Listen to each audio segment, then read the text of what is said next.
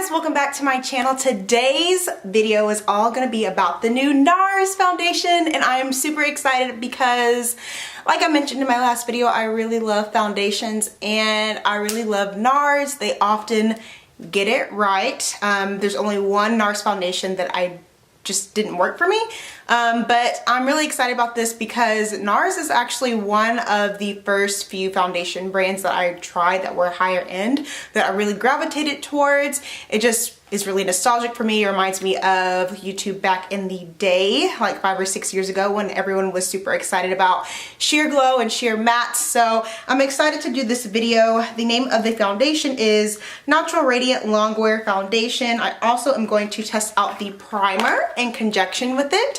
So I will get started by just telling you a few claims about what Nars says that this foundation is going to do for us. So it says that it's 16-hour foundation that stays turned on by the power of radiance. When companies say that foundations are 16 hours, 24 hours, I'm just like, okay, that's great, but who's going to be wearing their foundation for that long? So great. It's lightweight, radiant, high coverage, super natural, breathable, fade resistant, infused with raspberry, apple, watermelon. Ooh, scandalous. Helps to smooth and improve the look of skin instantly. And over time for full powered radiance, it wears longer, stronger, blah, blah, blah, medium to full buildable coverage. So all those things sound pretty great. Most of the claims are what foundations usually claim to do nowadays, except for the fruit extracts. I think that's really cool, and probably some extra skin benefits for you as well. So this foundation range came out with a couple of new shades. So the shade I actually got was medium dark for Macao, and it looks like this. Also got samples of Belim and Marquise. Belim is a shade lighter than this. It has red undertones in it, and Marquise is a shade darker than this, and it has yellow undertones in it. I will say I'm not someone that just has yellow undertones, but the yellow tone foundations that Nars carries, they're not overly yellow to me to where I can kind of slide in there. Nars Pore and Shine Control Primer. It is such a tiny little tube for such a hefty price, but I want to try them in conjunction with each other, and hopefully they are a good pairing. So let's go ahead and get started. Okay, so I've already cleaned my face, moisturized, all that fun stuff. I did my eyebrows already, so we can get this party started. I'm gonna put a little bit of a primer on my finger, like that much, and I'm going to put this on my skin. Okay. It smells. It has a strong alcohol-y smell to it. I was gonna say it smells nice. It does have like, it does smell nice, but it's kind of like there's alcohol in it. So I don't know what that is about at all. I'm also excited to try this foundation because Homegirl has been kind of breaking out a little bit, and I do have some redness. Probably can't see it, but like right here, there's definitely some redness from my breakouts. So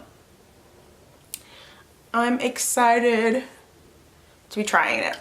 Give this a good shake. I'm gonna start with 2 pumps, and I'm gonna apply it on this side of my face.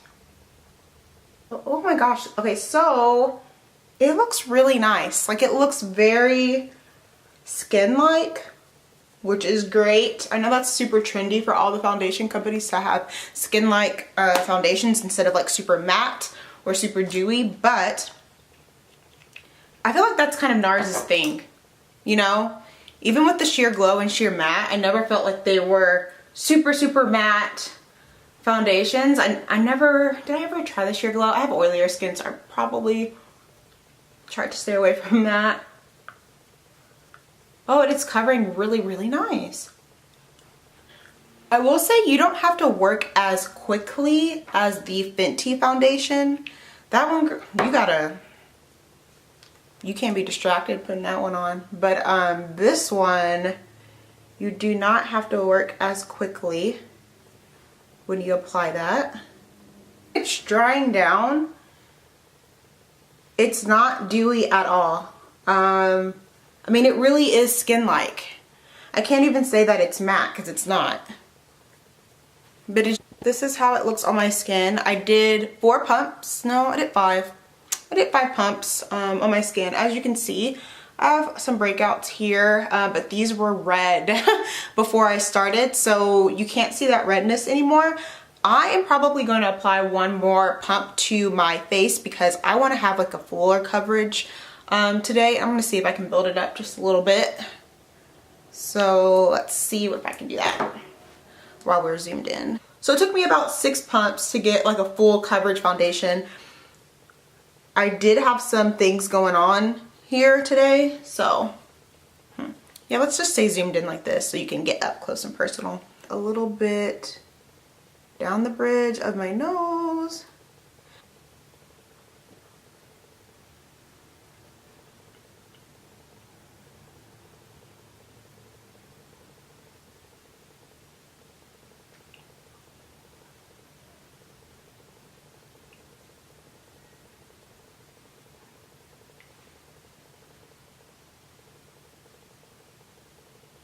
Okay.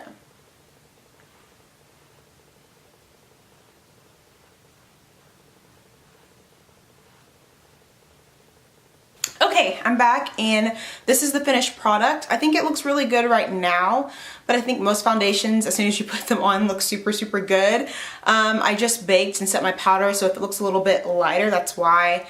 In a couple of hours, 30 minutes or so, it will start to kind of tone down, look more like my skin, which is great, but because I have such oily skin, I have to do the baking. I cannot get away from that, so it looks good. I'm gonna come back in a couple of hours and show you exactly how it looks.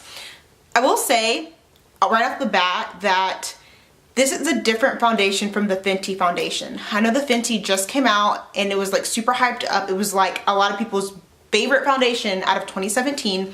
This foundation just launched. I think this one actually came out at the end of 2017, like December, but you couldn't get it in the stores until like January. So they are very different. Fenty, you have to work very quickly. It's really advertised as a soft matte. This one, you don't have to work as quickly. It is gonna be a lot more skin-like, so a lot more natural looking. So it really just depends on what you want. There's a big price difference.